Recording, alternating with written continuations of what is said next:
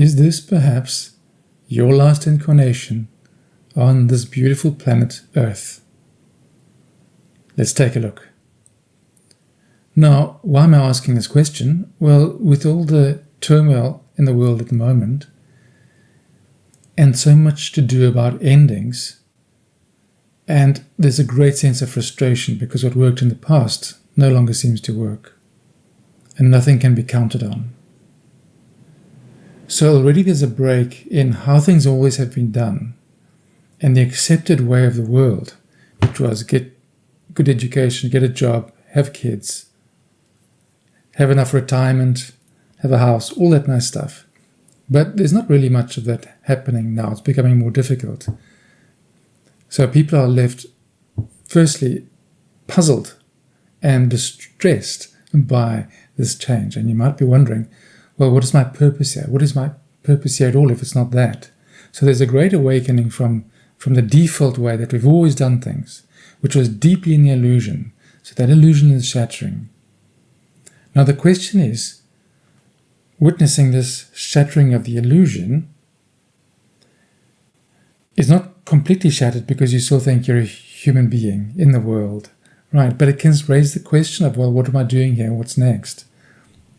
Now, it could quite be possible that this is your last life, because we've been living through countless generations of the default, of the illusion, of struggle, of war, of doing what we expected to do, and that is breaking down. So at a social level, there is a breaking down happening of that illusion.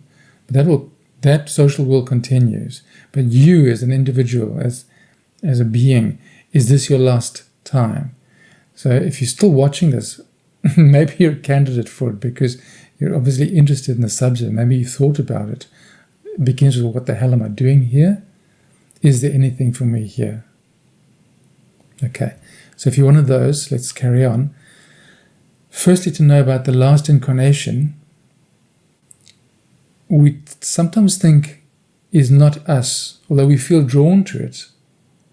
I don't feel like there's nothing here that interests me anymore. We think, well, it must be, if it's a last incarnation, we must be very spiritually wise and advanced and have all these powers. But that is not true. You see, there are certain teachers who might have those. And we've based our idea on the completion as being that, the enlightened state. But it's not. I can tell you that you don't have to stick around to be enlightened, because that is a long journey in a linear sense. What we can look at more is simply the sense of completion. Have we completed our curriculum for this time? And that completion can look very, very simple. And that's why you might not notice it.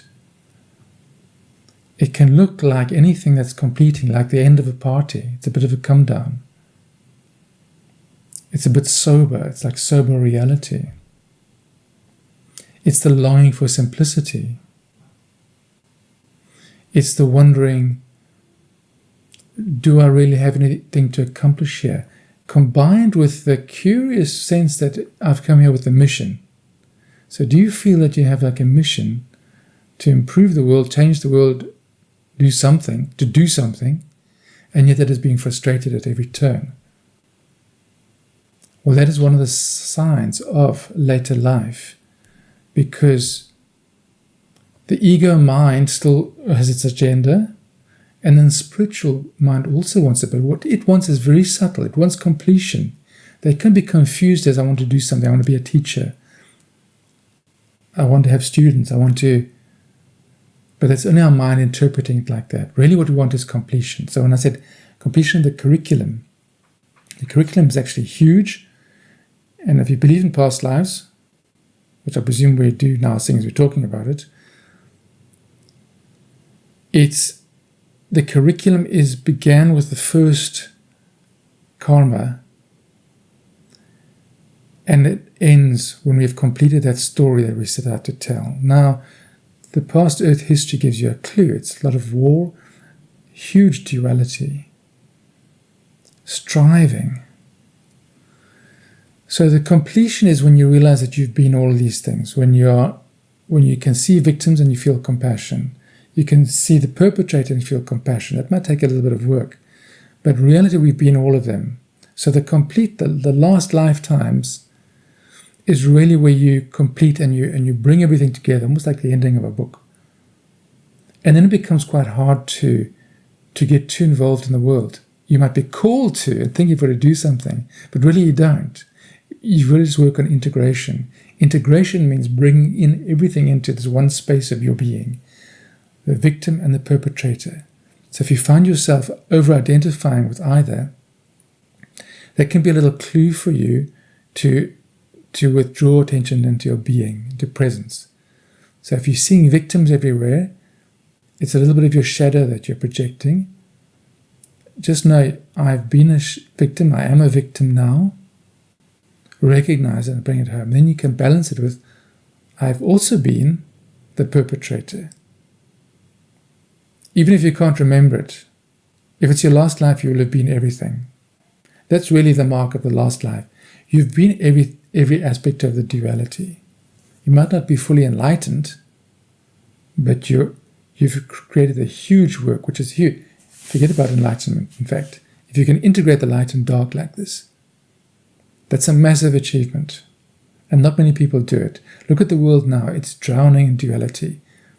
The certain leaders that are chosen now have been chosen almost to poke a finger into the duality mix and stir things up. That's why you have red versus blue, libs and conservatives. It's just a mess.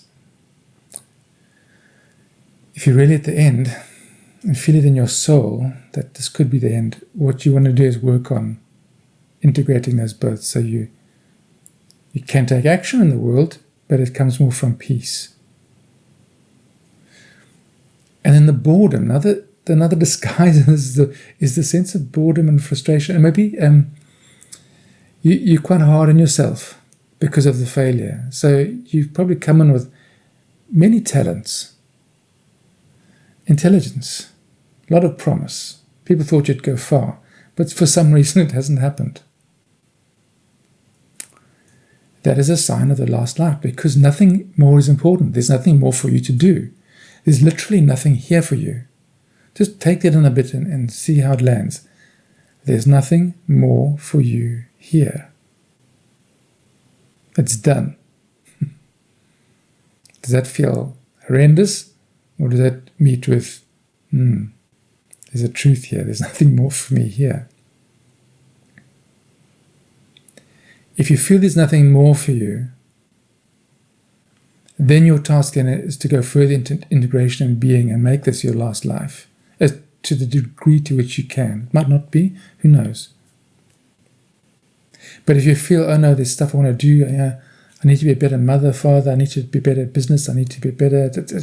You see, that creates the next cycle, or the next incarnation, because I want to do that. So I've had many, many passionate things that I've wanted to do, but all of them have fallen by the wayside. Some of them, I've grieved over all of them. And I've noticed they've all been had labels like author, fiction author, coach, spiritual teacher. There have been so many, and I've grieved over each one. Because I know that each one now that becomes a resting place, becomes an identity. So any identity will get stripped away. So now I'm very aware of anything called an identity, which makes living a little bit difficult, because you still got to earn your living. You still got to be in the marketplace. So how do you earn your living? People in late phases often in quite simple work. So Lord, just give me a job. It's just something simple, which is harder now because the cost of living rises crazy. So there's a stress, there's a tension. So last lives are also not always just peaceful and bliss and everything. It can be really quite tough, because you're completing the last stuff and there's a lot of chaos around, and you lack some of the commitment and ambition to make it in the world. You know you could. You've got all the talents, which makes it very confusing, because your talents will call to you. They belong to express, but that might be what your soul is wanting. Your soul is wanting completion. And completion is the hardest task, because nobody sees it. It's very quiet. You might, from that completion, then become a teacher or share, but more it's often like a teaching of being. So you've got to look at yourself as everything I do is about being, and then appreciate. So appreciate your body, your being, your nature, people. Just appreciate the shit out of everything. This can be hard when you feel like it's tough on you and God has abandoned you. It's another possible symptom. God has abandoned me. No, what it means is simply that your spirit, yourself, is no longer supporting the illusions that give sense of excitement and progress in the world. All that self-actualization stuff has diminished. God just wants you to know that you are everything and to be able to hold the space of light and dark. I am both. When you do that, you broadcast to the world and the universe at large how to do it. It's a roadmap. So it's not a small task. If you can do that, it's huge. You've got to sit with your disgust, sit with your shadow, and just process it, be with it. And know that not all of it will be fixed. So do psychological work, inner work, but that won't fix you completely. At a certain point, you've got to let that go too, and just be present with what is. So the practice I always recommend is just being present in the body. What's happening now? Let everything be as it is. The good, the bad, just be it is. Tune into how your body is feeling. And when you let everything be as it is, you'll notice that in the background there's like a peace filtering through, stillness. And that is being, that is presence. That is you in your real self. And when you embody that more, you'll know that nothing needs to be achieved in the world. And that is also the source in your guidance. So when you act from there, you're guided. Eckhart Tolle says, your purpose is to be present and to act from there. It's very simple. Everything he teaches, or any spiritual book, you could boil down to that line. Be present and act from there. It's so simple, we overlook it. But if you can do that, be present and act from there. That is completion. Okay, so take all of this feeling of being out in the world, being a loner, being an alien in this world. See, these are all symptoms of it. Not knowing how things work, even though you're intelligent and wise, an old soul, you look at how the world works and think, this is nonsense, this is crazy. I don't get it. Take your lack of success. Take your earnest longing to express your talents that maybe haven't been fulfilled. Take your tiredness, your weariness, your sense of being abandoned by God, and your talents. Put it all together and bring it home to you. This is you in the end stage. This is final. This is you tying up loose ends. There's nothing more for you to do here except work on being, be, and then be God's witness in the world. So God's eyes, ears, just witness. That is the work, because there's nothing more for you here. So when you do this, there's nothing more that needs to be done. Okay? So when you cross over, you can say, there's nothing more that I really need to do. Then the guides can say, well, is there something you'd love to do? Then you can decide. You can come back and do things you'd love to do, be part of the new earth, be part of the timeline of the new earth. That might be quite fun.